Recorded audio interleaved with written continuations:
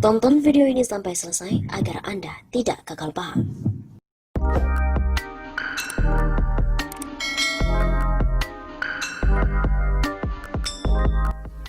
PDIP bersiap buka pintu darurat. Ada tanda-tanda yang cukup kuat.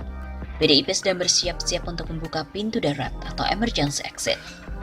Jika pesawat terpaksa harus crash landing mendadak darurat, mereka bisa segera lompat dengan selamat. PDIP memang belum sepenuhnya bersiap untuk melompat, tapi mereka sudah membuat ancang-ancang. Tahapan menuju langkah tersebut telah dipersiapkan. Sedikit demi sedikit mulai dijalankan. Dimulai dengan pernyataan dari Masinton Pasaribu, anggota Komisi 3 DPR RI, secara mengejutkan bahwa menyebutkan Perpu nomor 1 tahun 2020 merupakan kepentingan nyata oligarki. Katanya, itu adalah sebuah sabotase konstitusi. Begitu kejamnya dalam cuitan di akun Twitternya. Masinton tidak menyebut secara spesifik siapakah yang dia maksud dengan oligarki. Sebagai pengusung utama, bahkan pemegang saham mayoritas pemerintahan Jokowi, publik memahami bila ada oligarki, maka PDIP adalah pilar dan bagian utama dari oligarki itu sendiri.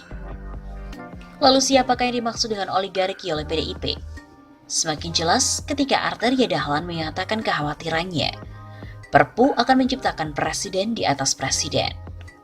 Ada penguasa yang lebih berkuasa dari Presiden Joko Widodo.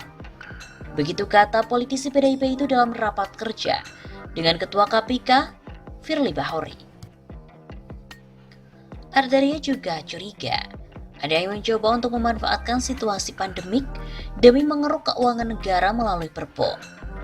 Di dalam Perpu nomor 1 tahun 2020, pemerintah diberi kewenangan menggunakan dana sekitar 405,1 triliun rupiah tanpa adanya pengawasan. Para pengguna juga tidak dapat dipidana bila terjadi salah penggunaannya. Dengan dana sebesar itu, Arteria juga curiga ada orang ataupun kelompok yang ingin menguasai Indonesia secara instan. Tanpa kampanye, tanpa modal, bisa menjadi presiden Indonesia. Ia juga mengingatkan Ketua KPK.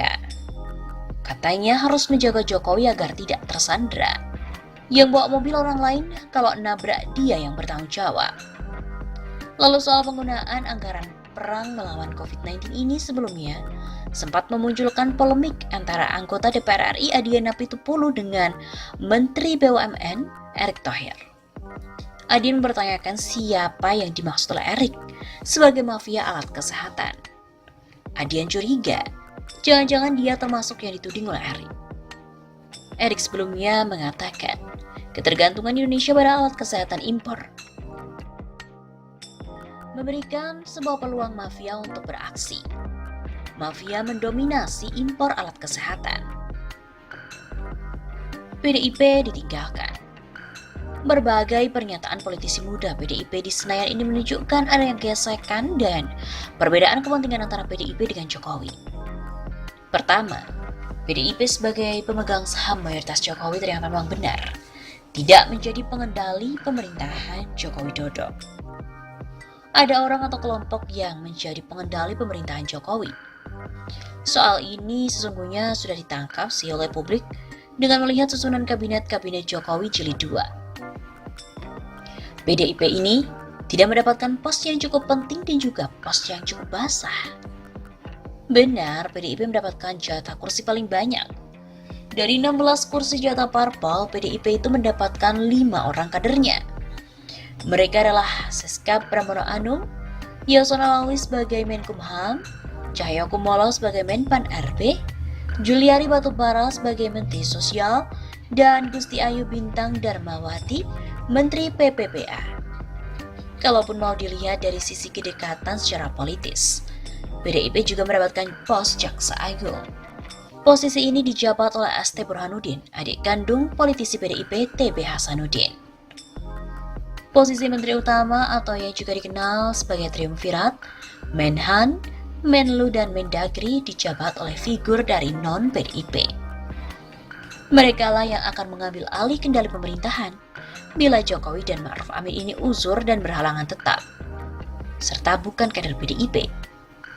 PDIP ternyata juga gagal menyingkirkan dan menggantikan Luhut Binsar Panjaitan yang selama ini dianggap sebagai super minister.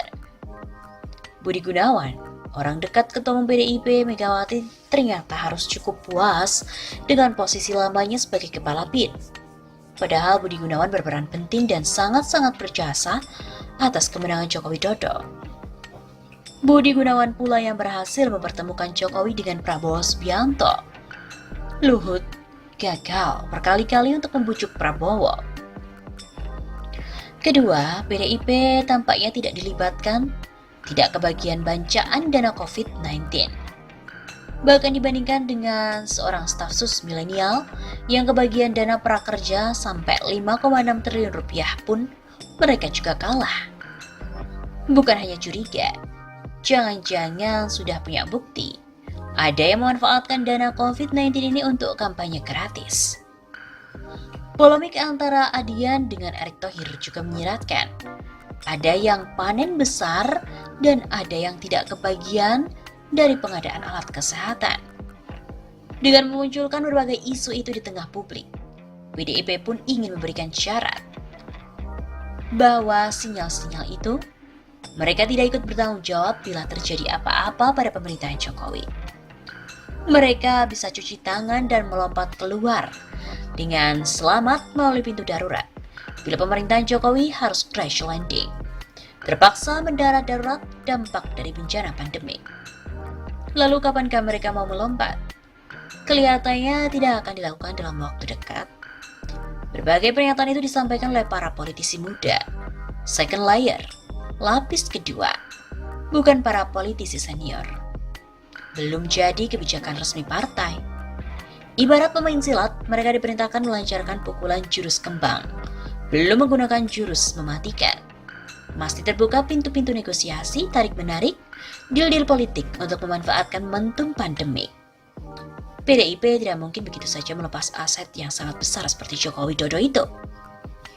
Nah, meminjam judul buku dari Andrew Ross Sorkin tahun 2009 yang kemudian difilmkan Too Big to Fail. Jokowi itu terlalu besar bila dibiarkan untuk gagal. Dampaknya pun terlalu besar, termasuk bagi partai banteng moncong putih itu. Mereka bisa ikut terseret pusaran bencana.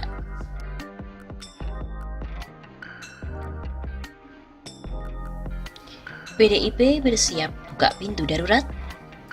Ada tanda-tanda yang cukup kuat. PDIP sedang bersiap-siap untuk membuka pintu darurat atau emergency exit. Jika pesawat terpaksa harus crash landing mendadak darurat, mereka bisa segera lompat dengan selamat. PDIP memang belum sepenuhnya bersiap untuk melompat, tapi mereka sudah membuat ancang-ancang. Tahapan menuju langkah tersebut telah dipersiapkan. Sedikit demi sedikit mulai dijalankan. Dimulai dengan pernyataan dari Masinton Pasaribu, anggota Komisi 3 DPR RI, secara mengejutkan bahwa menyebutkan Perpu nomor 1 tahun 2020 merupakan kepentingan nyata oligarki. Katanya, itu adalah sebuah sabotase konstitusi. Begitu kejamnya dalam cuitan di akun Twitternya. Masinton tidak menyebut secara spesifik siapakah yang dia maksud dengan oligarki. Sebagai pengusung utama, bahkan pemegang saham mayoritas pemerintahan Jokowi, publik memahami bila ada oligarki, maka PDIP adalah pilar dan bagian utama dari oligarki itu sendiri.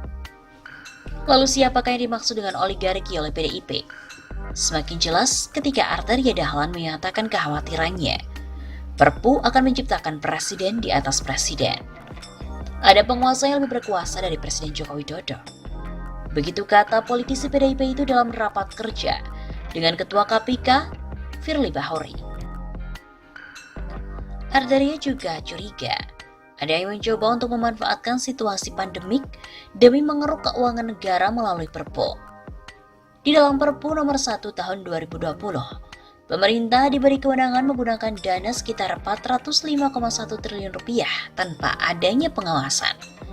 Para pengguna juga tidak dapat dipidana bila terjadi salah penggunaannya. Dengan dana sebesar itu, Arteria juga curiga ada orang ataupun kelompok yang ingin menguasai Indonesia secara instan. Tanpa kampanye, tanpa modal, bisa menjadi presiden Indonesia. Darurat.